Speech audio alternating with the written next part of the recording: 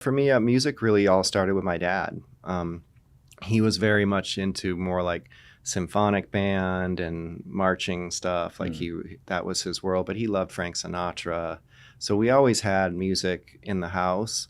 Um, but primarily my start came from him, and I think a lot of what I've done since then was, you want your dad to be proud of you. You want your dad to be excited. And he's been gone for 20 years, but he got to see me, get pretty far into the industry. I was making records. I was out on tour. Like, he got to come see me play. So for me, that was huge to be, to at least be able to start making my living playing music, while he was still there to see it. Yeah. And what was that process like of getting to the stage of being able to actually make a living from it? Man, it was a lot of false starts. And, when I got out of school, I started bussing tables at a restaurant in Beverly Hills because the manager there, her father back in New York, was one of my dad's best friends. Mm-hmm. So she gave me a job there to start making money, and I'm living with Ray, who was one of the busiest drummers in town. And so he would kick me down gigs that he didn't have time for or wasn't interested in. So I got to cut my teeth there. But it's the same story of paying your dues as a musician, like you do your day job, so that your nights are free for rehearsals or shows. And, I just started joining bands and playing to 3 people at 12:30 at night on a Wednesday at some club in Hollywood, but you grind it out, you get that experience, and you start meeting people. And for me, I think things picked up for me when I got a job working at a rehearsal studio out in North Hollywood in the Valley of LA.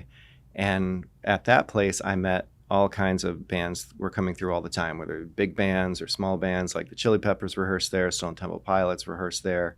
They were there when they were still called Mighty Joe Young. They were one of the first bands I saw when I got to LA. And I was like, oh, these guys are cool. And then, 2 years later, everything exploded. But, through working at the studio, I ended up in this punk rock band called Face to Face. And that was really the start of my making a living in music. And that was 98, and I've just kind of never stopped. We would go out, we'd be touring in buses, playing, we do clubs, we do festivals, we do opening slots for other bands, but that band worked. Yeah. And we always were taking new bands out on the road with us. So then I met all these other younger bands that were on their way up, and our band was really good about picking openers that were about to break through. And we always had a joke that, if we ever did a farewell tour, I was going to start a new band and open so that we could be huge. And then when we did that, I didn't do it, but the band that we took out was My Chemical Romance. And during that tour, they also exploded. Yeah. I don't know. So it was just, right. Yeah, but it was like a great way to meet so many people, and to really get out on the road and in the studio making records. Like, it was my first time doing all of these things. And those guys were really cool. Again, like, took me under their wing because they'd been doing it for a while, and like kind of showing me the ropes. So it was a really great learning experience because I had people who were willing to teach, instead of just having expectations. I think they kind of enjoyed that this was my first go around on things. And, it's like when you have kids or something and you watch them make these milestones as they're growing, and you get to see things through their eyes. I think these guys were like, oh, look, we got fresh energy in the band. Look at this guy. Everything is new. And it was fun a very creative environment to be in. And I didn't know anything about punk rock. But they were looking for more of a rock drummer to make a record that wasn't quite so punk, but they also needed someone to play, the punk rock stuff too. For the uninitiated, what's the sort of main difference there? Yeah. Okay. So a lot of like more hardcore punk stuff is very fast, like really speedy tempos and really high energy that you have to be able to keep that up. And for the rock stuff, more middle of the road, you want something really solid, really heavy, like a groove. And they wanted someone that could do both. And they were auditioning drummers where I worked.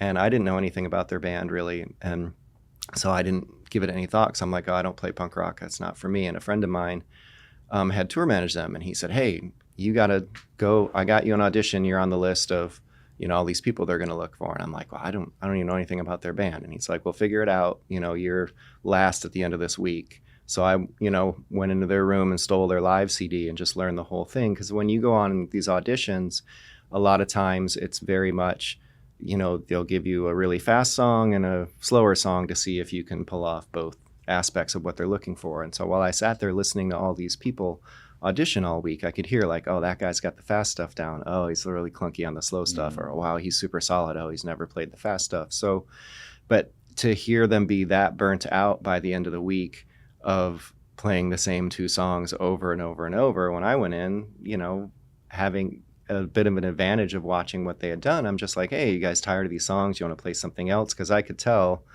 they were burnt, and then looking at it like, oh, here comes the kid that parks the cars and cleans the toilets. Great. And this is the band members themselves? Yeah, like you could tell they're like, we are scraping the bottom. We can't find what we're looking for, and now it's come to this. But then we got to play something that they, were more excited about, and it really locked in right away. Like, I could pull off the fast stuff. To me, it was like heavy metal with one foot instead of two playing double bass. And so it really quickly was clear that it was a good fit. And, everything has kind of stemmed from me getting that job, through Face to Face. I met a band called Saves the Day and played with them for 5 years. Also played with a group called Alkaline Trio. And, you kind of build up your resume from, working with these people. The Face to Face's bass player, Scott, his brother Chris is the guitar player for the Foo Fighters, and he wanted to make a solo record. So he had his brother and I do the rhythm section on that. And, every step along the way is more experience. And that's the thing. I think people nowadays go shopping for their new band members on YouTube.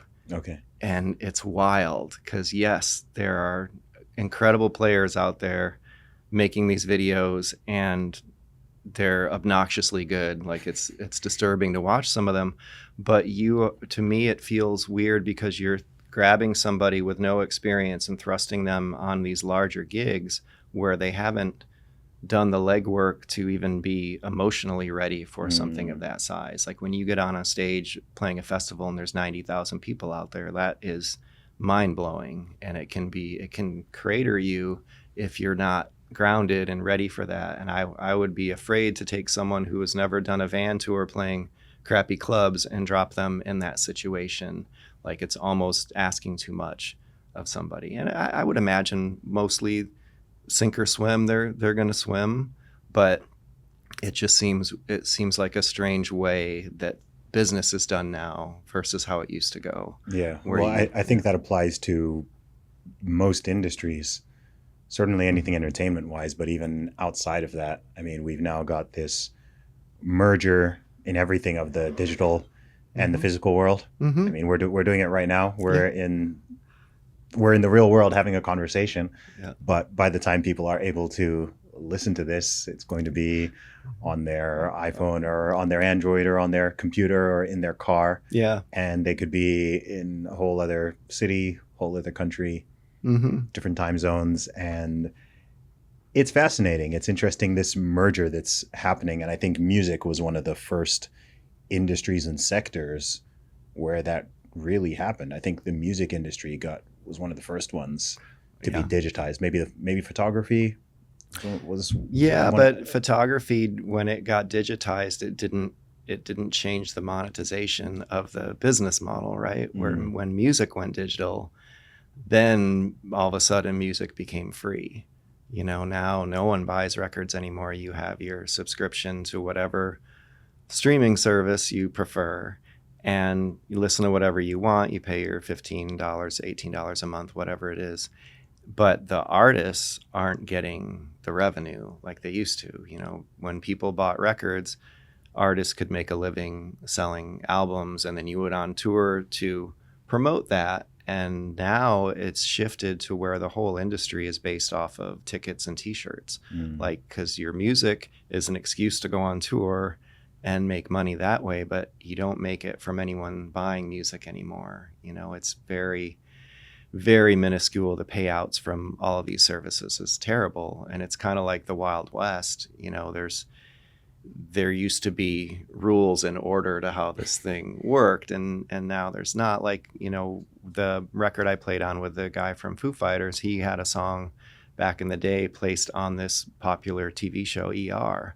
And you know, so when every time that episode aired, I got paid again. When it went to VHS, I got paid again. When it went to DVD, you get paid again. When it went into syndication, you know, you kept getting residual payments on this thing that you created. And now it's very much a different model where it's like, here's your flat rate. We'll use your song. This is all you get.